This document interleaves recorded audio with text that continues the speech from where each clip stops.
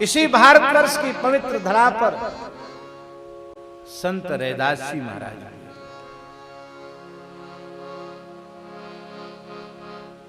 हम आपसे पूछते हैं,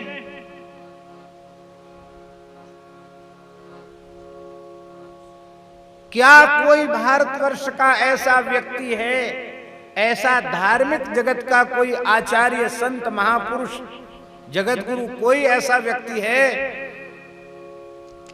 जिसके चित्त में रैदास जी के प्रति श्रद्धा न हो, रैदास जी के प्रति प्रेम न हो, उनके चर्मकार कुल में उत्पन्न होने से कोई उनके प्रति द्वेष या घृणा की बुद्धि रखता हो? ऐसा कोई भारतवर्ष में है? यदि ऐसा कोई है तो उसे हिंदू कहलाने का अधिकार नहीं है, उसे सनातन धर्मी कहलाने का अधिकार नहीं है। क्यों भेद नहीं है? इसलिए नहीं है क्योंकि चर्मकार कुल में उत्पन्न होने के बाद भी रैदास जी परम भक्त हैं। वर्णाश्रम अभिमान तज पद रज बन नहीं जा,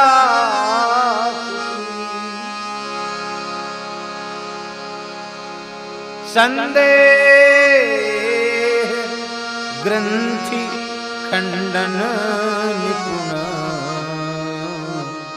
वाणी विमल रैदास की। संदेह ग्रंथि खंडन निपुण, वाणी विमल रैदास की।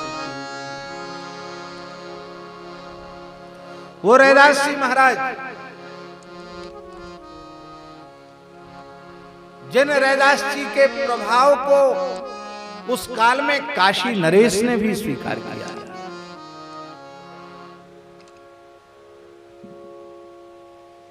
काशी नरेश रैदास जी का दर्शन करने के लिए आए। रैदास जी मानसी सेवा में थे। मानसी सेवा से निवृत्त होकर वे भाव राज्य में भगवत चरणामृत वितरित कर रहे थे। उसी समय काशी नरेश ने प्रणाम किया। आपने देखा कोई सामने भावुक आया है, चरणामृत दे। कठोते में पानी भरा था, आपने कहा ले चरणामृत। यद्यपि उस कठोते में गंगा जल ही था, उसमें कोई चमड़ा या चमड़े का पानी नहीं था, लेकिन काशी नरेश ने विचार किया कि एक तो ये चर्मकार हैं, फिर लकड़ी के पात्र में स्थित जल है, कठोते का पानी है, हो सकता है इसमें चमड़ा भी भिजाते हों, तो ये चरणामृत के नाम पर पीने के योग्य तो नहीं है। तो पिया तो नहीं महाराज ने, उस हाथ को ऐसे कर दिया, ऐसे नाटक करते ना पीने का, तो पिया नहीं, ऐसे नाटक किया, पिया नहीं, और उसको अपने कोट में ही ढुरका लिया, कोट में ही गिरा लिया। सफेद कोट पहन करके महाराज साहब गए थे, उसमें केसर जैसा पीला पीला दाग आ गया। आश्चर्य की बात है, सफेद पानी में केसर का दाग कैसे? वो तो चरणामृत था। तो मन ने कहा कि निश्चित हमको दिखाई नहीं पड़ा ठीक से, सवेरे का समय था, उसमें चमड़ा होगा इसलिए पानी का कलर कुछ बदला हुआ है। अरे अच्छा हुआ नहीं पिया। राज की जो राजा साहब के वस्त्रों को धोने वाला जो राज की धोबी था, उसको आपने कहा ले इसको धो, तो इतना सा दाग है, इसको तुम्हें छुटा दूंगा।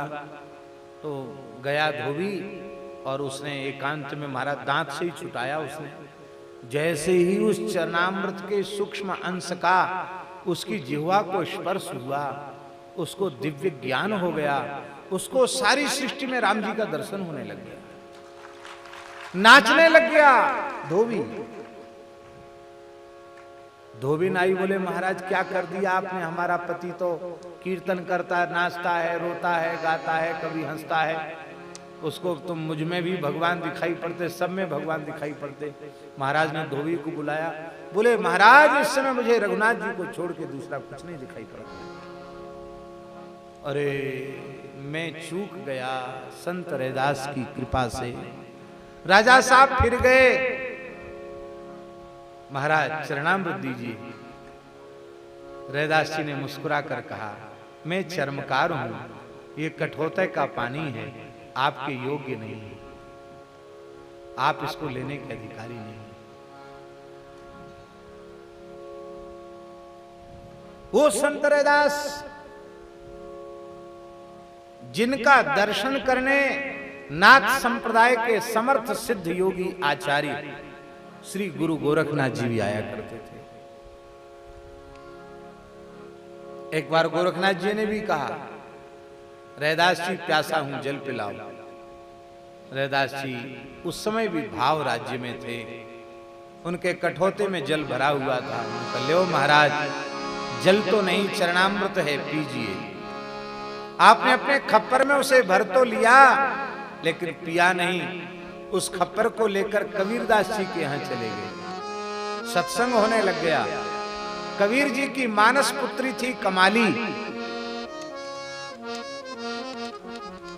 कबीरदास जी के संबंध में कुछ भ्रांतियां हैं, उनको हम थोड़ा मिटा दें। कबीरदास जी को लोग कहते हैं कि वो उनके एक लड़का था, एक लड़की थी। सच्ची बात यह है, कबीरदास जी ऊर्ध्वरेता बाल ब्रह्मचारी थे। विवाह अवश्य हुआ था कबीरदास जी का। कबीरदास जी की गृहिणी का नाम था लोई,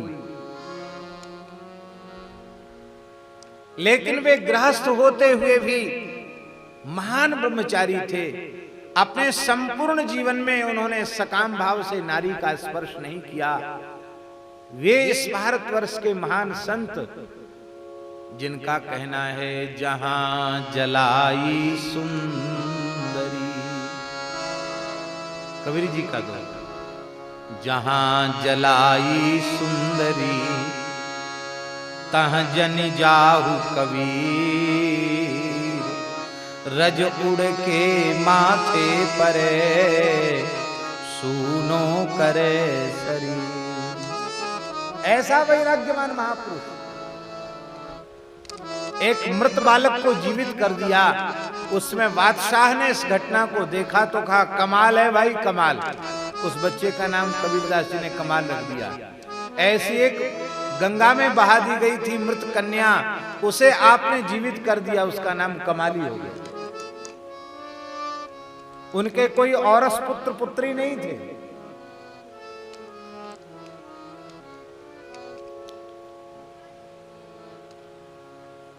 आप लोग कहेंगे फिर ये गृहस्थ का नाटक ही क्यों किया?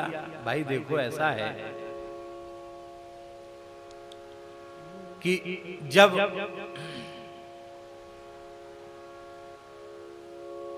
हम किसी वर्ग विशेष का सुधार जब हम करना चाहते हैं, किसी भी वर्ग का, किसी भी समाज का, तो उससे पृथक होकर उसका सुधार नहीं किया जा सकता। उसमें रहकर, उसमें घुल मिलकर उसका सुधार किया जा सकता है। कबीर यदि किसी अलग मठ में विरक्त साधु सन्यासी की रहनी से रहते होते तो सुधार संभव नहीं था। इसलिए घर में रहकर, एक गृहस्थ के परिवेश में रहकर के उन्होंने जो समाज सुधार का काम किया, जो सबके भीतर भक्ति के संस्कार, ज्ञान वैराग्य के संस्कारों को का सृजन करने का जो कार्य किया, वो समाज से दूर रहकर संभव नहीं था। इसलिए कबीरदास जी महान विरक्त होते हुए भी गृहस्थ परिवेश में रहे।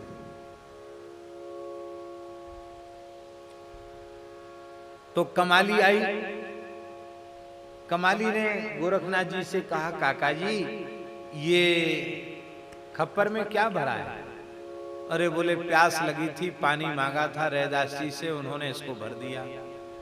आपने पिया नहीं तो मैं पी लूं? हाँ भली तू पी ले। कमाली ने जल लेकर के पी लिया और श्री गोरखनाथ जी को दूसरा जल पिलाया। कालांतर में कमाली का विवाह मुल्तान में हुआ, जो वर्तमान समय में पाकिस्तान में है। मुल्तान में विवाह हो गया कमाली का, और श्री गोरखनाथ जी नाथ मत का प्रचार करते हुए मुल्तान पहुंचे तो बड़ी बड़ी सिद्धियां दिखाते थे गोरखनाथ जी। जो मेरा खप्पर भर देगा उसी के घर में भोजन करूंगा। अब बड़े बड़े राजा लोग भी उनका खप्पर नहीं भर पाते, हजारों मन अन्न डाल दिया जाता बना हुआ, पर उनका खप्पर ऐसा सिद्ध खप्पर भरते ही नहीं, लोग नतमस्तक हो जाते। कमाली ने सुना कि गोरख काका आए हैं, अपने पति से कहा जाओ, वो तो मेरे काका जी लगते, मेरे पिताजी के मित्र हैं इसलिए काका जी लगते हैं, उनको बुलाओ, न्योता दो। अरे बोले हम लोग बहुत गरीब हैं, हम लोग कैसे उनको न्योता दें, बड़े बड़े राजा लोग भोजन नहीं करा सकते। अरे बोले आप बुलाओ तो सही उनको, मैं उनको भोजन कराऊंगा।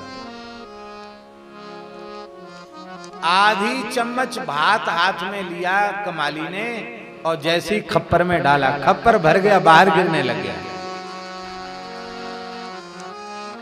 गोरखनाथ जी ने देखा, चौंके, अरे मेरे जैसे महान सिद्धि की सिद्धि को एक क्षण में समाप्त कर देने वाली ये महान सिद्धा कौन है? बेटी तू कौन है? इतनी बड़ी सिद्धि तुझ में कहां से आई? काका जी आप मुझे पहचान नहीं रहे हैं, मैं कमाली हूं, कबीर की मानस पुत्री कमाली। अच्छा, तो ये कमाल तुमने कहां सीखा? कि मेरा कमाल नहीं है, ये तो जो रैदास जी के यहां से जल लेके आए थे उसी का कमाल था। जब से पिया है तब से मुझे सब कुछ प्राप्त हो गया जो एक महान सिद्ध को प्राप्त होता है। ओहो, गोरखनाथ जी प्रसाद पाके योग बल से अंतर्धान हुए और फिर काशी पहुंचे। फिर खप्पर आगे किया रैदास जी के सामने, रैदास जी भोजन मुल्तान में करके आया हूं, प्यास लगी है, पानी पिलाओ। रैदास जी ने कहा, जब प्याते थे तब पिया नहीं,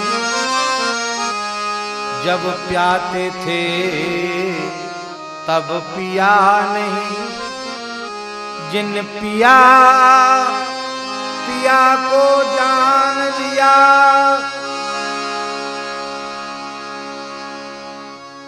जब प्याते थे तब पिया नहीं, जिन पिया पिया को जान लिया, भूला जोगी फिरे दीवाना, वह पानी मुल्तान गया। जब पिलाते थे तब नहीं पिया, और जिसने पिया उसने प्रीतम को जान लिया। अरे योगी राज, इस भूल में कहां घूम रहे? वो पानी अब यहां नहीं, वो तो मुल्तान चला। वो तो कभी कभी प्रकट होता है, वैसा पानी हमेशा थोड़ी आता। आहा, ये सभी के भीतर भक्ति प्रकट हो जाए तो ये पारस्परिक द्वेष, घृणा और भेद का जो व्यवहार है वो समाप्त हो जाएगा, सबके भीतर प्रेम हो जाएगा, सबके भीतर सौहार्द हो जाएगा। हम तो भगवान से प्रार्थना करते हैं, प्रभु ऐसी कृपा कीजिए धरती के सभी मनुष्य उनके मस्तक पर ऊर्ध्व पुंड्र तिलक हो, सबके कंठ में तुलसी हो, सबके मुख में भगवान नाम हो। ये हो जाए तो महाराज क्या कहना है? फिर हिंसा, द्वेष, घृणा, भेद ये सब के सब धरती से ही विदा हो जाए। फिर अलग से किसी को वैकुंठ जाने की आवश्यकता नहीं पड़ेगी। ऐसा होने पर धरती ही वैकुंठ हो जाए।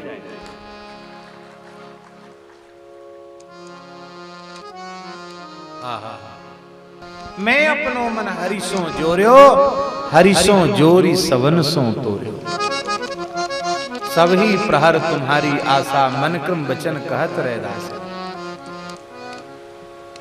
भाई वर्ण धर्म, आश्रम धर्म नित्य सिद्ध अनादि अपौरुषेय वेदों के द्वारा प्रतिष्ठापित है।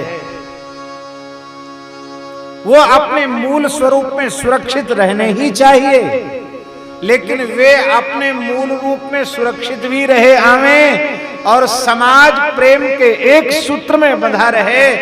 द्वेष और घृणा का व्यवहार किसी प्राणी के द्वारा किसी प्राणी के प्रति न हो, ये कैसे संभव है? इसका एक ही उपाय है, सभी जीव भगवत शरणागत हो जाएं। सभी जीव भगवान के भक्त हो जाएं, सभी जीव भक्तमाल की कथा से जुड़ जाएं, फिर उनमें